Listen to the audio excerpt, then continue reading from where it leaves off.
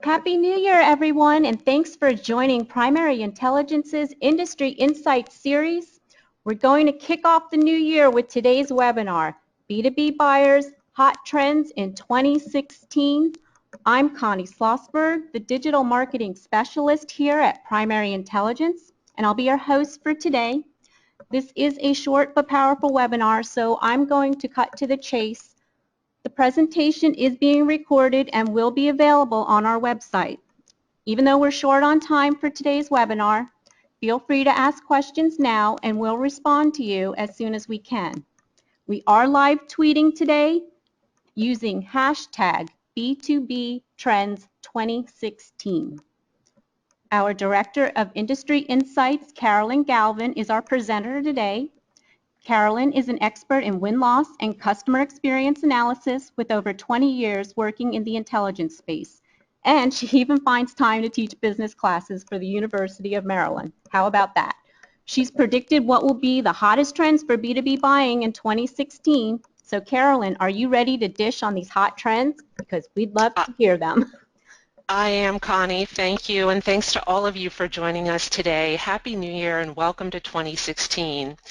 As Connie mentioned, we've got a lot of material to cover today in a very short amount of time, so we'll go ahead and get started with an overview of today's agenda. We're going to be talking about 3 hot business-to-business trends that companies selling into the B2B market should be aware of and keep an eye on throughout 2016. First, we'll look at ways in which B2B buyers are identifying and selecting their top tier of vendors for purchase evaluations, how they're coming up with that short list of contenders, often with very little or no input from sales or company representatives. Next, we'll examine how business-to-business buyers expect excellence from their vendors, based largely on their expectations from their experiences as consumers in B2C transactions. And finally, we'll talk about the importance of personas and journey mapping in terms of better understanding business-to-business buyers.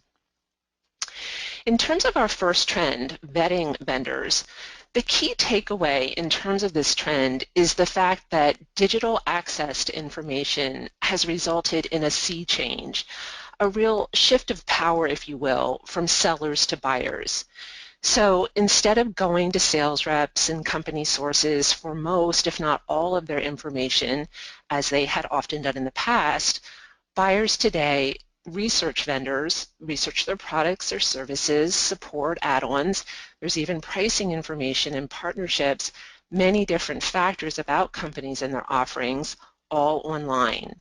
They're using company websites, user groups, virtual opinion leaders, blog posts, videos, presentation postings such as SlideShare, and other investor details. As you can see, Corporate Executive Board estimates that close to 60% of buying activities are finished before a sales rep is even involved.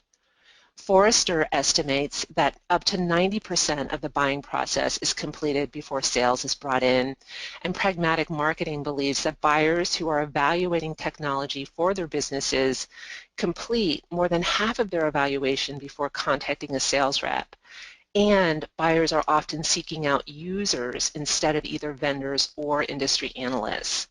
So again, the key takeaway here is that business-to-business buyers are doing much of their investigative work about vendors and their offerings before ever reaching out to sales or company reps for detail or information. So what does this mean? What are the implications for us when we're selling to B2B buyers? Well, the first implication is the importance of putting our best digital face forward. We need to make sure that we're providing rich content to our audiences, not only about our products and our services, but also about market leadership, about our customers, about the industry overall, really including some trends that could impact the market in the near or the long term is essential in terms of framing yourself as a market leader in your industry. The second implication is the importance of tight integration between sales and marketing.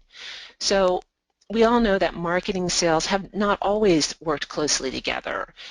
In the digital age, it's essential, however, that they are united, that there is a consistent message that's presented to buyers. HubSpot coined the term smarketing to describe a very tightly integrated sales and marketing strategy. Especially at the beginning of the discovery process, marketing really needs to take an increased responsibility in terms of engaging and nurturing prospects. And then toward the end of the buying process, sales often plays a larger role. But throughout the entire process, sales and marketing must be integrated and must appear seamless in terms of messaging and presentation to the buyer. And then finally, multi-channel presence. Because our buyers are looking for details about our companies and our products in different channels, we really need to have a presence in the channels that buyers are likely to be in. We need to meet them in that space. So again, this includes website content, presence on social media, hosting webinars, publishing case studies, blog posts, having online videos, and of course white papers as a traditional standby are also very, very important. We've included this quote from Serious Decisions just as some additional statistics here. Highly aligned B2B organizations are achieving almost 20% faster revenue growth and 15% higher profitability compared to organizations that are not closely aligned. So just something to keep in mind in terms of really cementing this trend and thinking about this trend through the following months and so forth into 2016. The second trend that we'd like to talk about is the intersection of B2B and B2C. Like the rest of us, B2B buyers don't operate in a vacuum. They're comparing their experiences as consumers in their personal lives to their experiences as buyers in their professional lives. So, for example, if someone has a seamless experience buying dog food on a mobile device at 3 o'clock in the morning, they're going to want to repeat that positive experience when they're purchasing your product, whether that's industrial machinery, staffing services, or anything in between. Practical e-commerce notes that B2B companies selling their offerings online recognize that customer experience for business buyers is just as important as customer experience for consumer purchasers. Avanade highlights the consumerization of IT. Policies such as BYOD, or bring your own device, mean that traditional delineations of B2B and B2C are no longer really relevant. Instead, it's now business to everyone due to the fact that there are very low, if any, barriers to information. So what are some implications then in terms of this trend? Well, there's really one large overarching implication in terms of the B2B, B2C convergence trend, and that is to model your systems, your processes, your customer interactions after the best B2C companies. And we usually find these in the consumer packaged goods industry. Companies like Unilever or Procter & Gamble that have been selling to consumers for many years, decades. This means having mobile-ready platforms. We know that buyers like to buy from tablets and smartphones. Investing in technology to support better customer service and better overall customer experience. And offering self-service tools such as pricing and ROI calculators directly on your website so that buyers can self-serve. McKinsey & Company highlights the fact that most business buyers use 6 or more channels to evaluate potential vendors, and this is a theme that we highlighted earlier.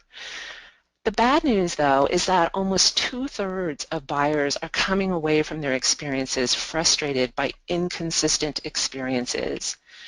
Using technology and systems to ensure consistency in user experience will really help in this regard. The third and final trend that we'll discuss is the importance of personas and journey mapping. While customer experience, or CX as it's commonly known, has historically been the focus of B2C organizations, customer experience is increasingly making a big play in B2B enterprises. Companies want to understand their customers' experiences along the entire life cycle of the customer's engagement with them And one way that they're doing that and understanding those experiences is through the use of personas and customer journey mapping tools. They're using these personas and customer journey mapping tools to really differentiate and increase profitability for themselves.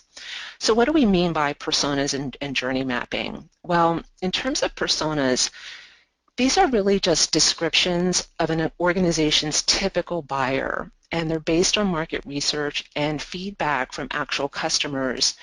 A lot of times personas are also built with feedback from internal employees as well, so sales or sales operations, people who might have an interaction with your customers or your prospects.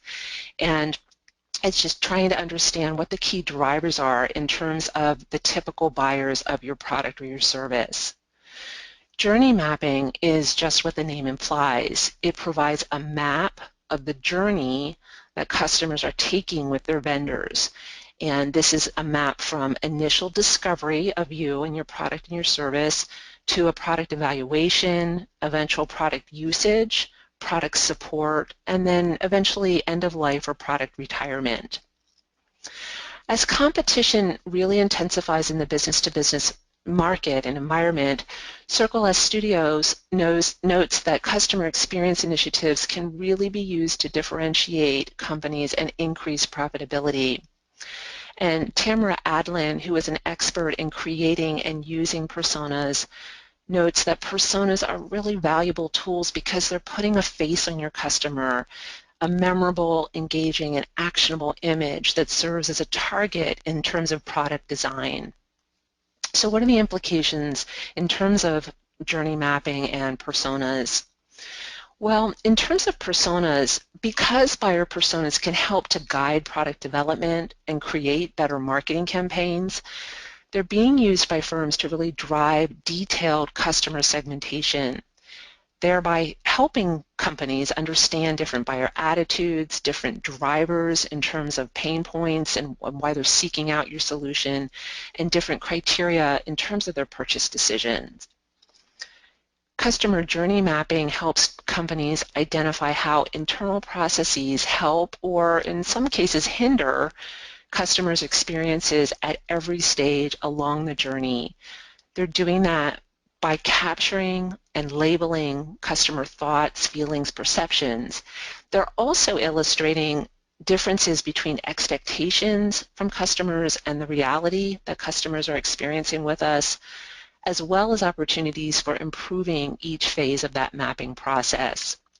And we have information about personas and journey mapping on our website, and I'll be sharing the URLs for those websites with you in just a minute. But before I do, I wanted to just round out this final trend with a quote from Kushal Dev, who along with Vivek Jaiswal founded Customer Guru. And Kushal Dev reminds us that customers interact with us through many channels, as we've discussed.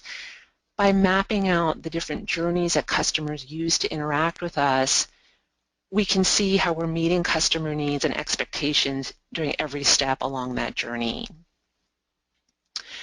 Because of our condensed time period today, we're not going to take live questions from the audience. However, I would welcome your questions or any comments or observations that you might have through either email or a phone call. So please feel free to reach out to me at the email address or phone number that's listed on this slide.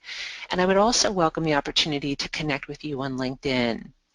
We've added this slide as well as the more information slide as an attachment entitled Primary Intelligence Helpful Links in your GoToWebinar console. You can download these slides and use them for future reference. Note that we've included the URLs to our persona and journey mapping sites, so please feel free to delve into those areas if you'd like more information about either or both topics. And I also included a link here to a registration page for a webinar we'll be hosting next week on the results from our latest research, State of Win-Loss. And we'd love to have you join us for that webinar as well. And with that, we'll go ahead and we'll wrap up today's webinar. Thank you very much for your time and interest, and all the best to you in 2016. Thanks, Carolyn, and good luck everyone in 2016.